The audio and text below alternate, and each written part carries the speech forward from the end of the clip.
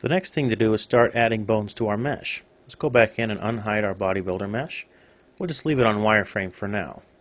And we're going to multi-select all of our teeth and eyes and just change those to N. We won't need to see those for a bit.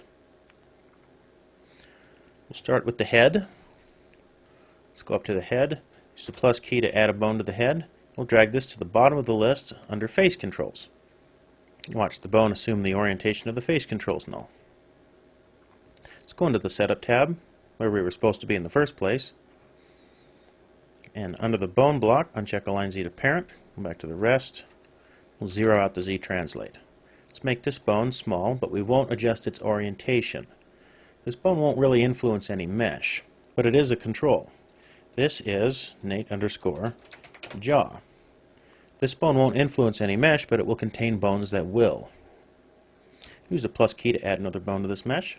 Just move it down over to the edge of the lip. Call this one Nate underscore lip. It's right in the center. Plus key to add another bone to that. We'll just parent that back to face controls and position this right above. Now we need to work on our naming conventions here. Call this one upper lip. The way Messiah bones work is any points that are in between two bones will get a shared influence. So everything above this bone will actually get influence from this bone, and everything below this bone will be influenced to that one. So it helps to put your bones right on the corner at the boundary line where the mesh stops. I'll give you a quick example of that. We just go into the Animate tab. You can see that the lips from the upper part and the lips from the lower part keep pretty much to the bones that they're closest to. Let's reset the keyframes for those. Go back into Setup. From here we just create the edge of the other bones. We'll switch to a front view, and it'd probably be helpful to move this back into flat shaded mode. Switch to back. You can use the multiply key on the keypad to make another bone that's in exactly the same position. You can see this says upper lip 1. I'll just move that over on X. And go to a left view, just move it back a bit, and switch to a perspective, and just toggle between all of the views until this bone is about where you would like it to be. There's a corner of a polygon here. We want it sitting right on the lines. And we're going to adjust heading on this bone until it matches the tip of the lip. So move this one over that direction. Doesn't need to be exact, just close enough. We'll call this one upper lip R. Do the same thing. I'll just tap the multiply key to make another bone. They're all going to be equal children. Let's go back to the back view. Let's move this one out on local Z, or we could just use X to move it. Local Z will move it along its own axis. Go back to perspective and position this one right about in between the corner. Adjust the heading of this bone and the length till the tip reaches the end of upper lip R. And we'll just pick this one up.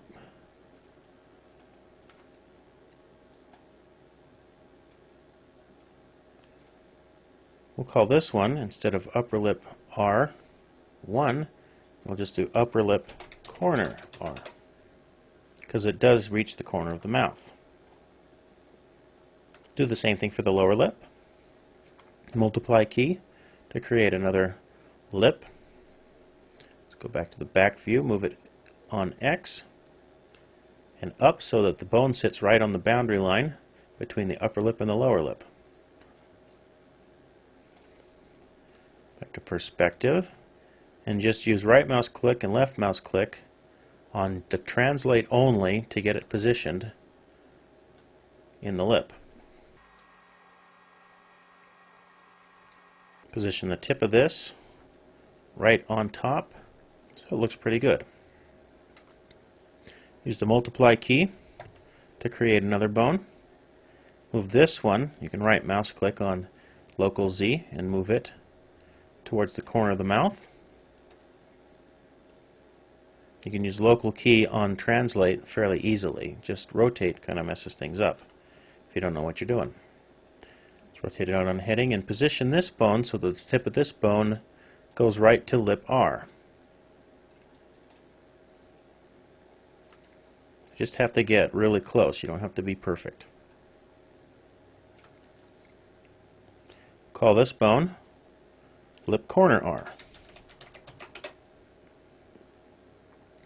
So if we go into the Animate tab now and move these bones up and down, you can see the way the control points are averaging out between these two bones on the corner of the mouth, but they're staying pretty exclusive on the edge of the mouth. Pretty cool, huh? Let's reset the keyframe for that one. Let's go to the front here, go back into setup, and we're going to mirror these across. Just tap the mirror key, which is the divide key on the keypad. And do that for anything that says R on it in the lips. So lip R and lip corner R. And we'll just change the R_1s to L's manually.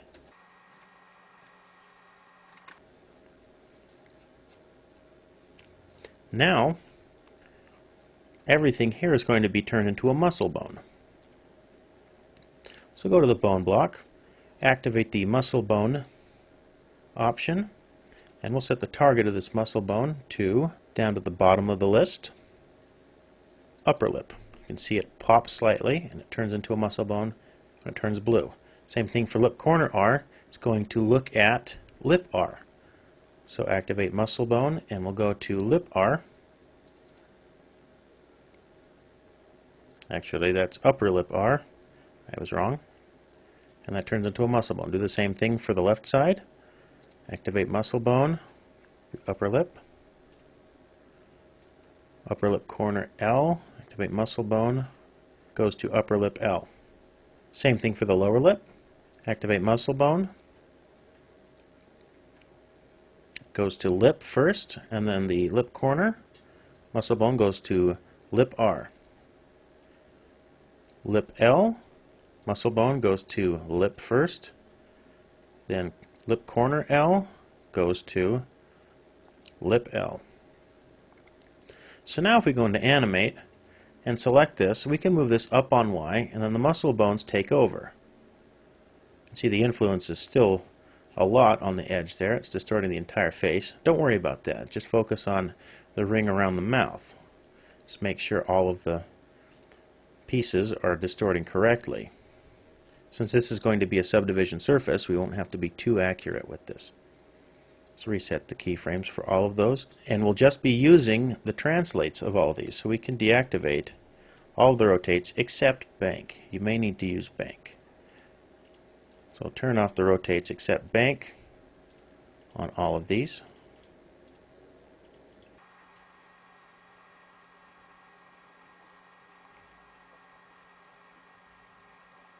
So what we have left is a kind of a translation way of animating the lips.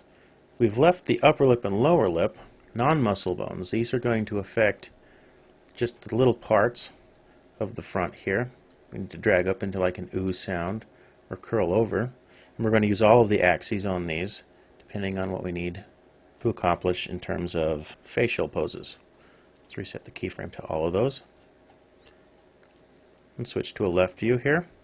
And because we group this all to the face controls null, and the face controls is being attached to the face through a different null, we can grab the head and pitch the head up and down, and the face will move along with it. Let's take it slow here. Let's go to File. We're going to save this scene as Nate Setup I.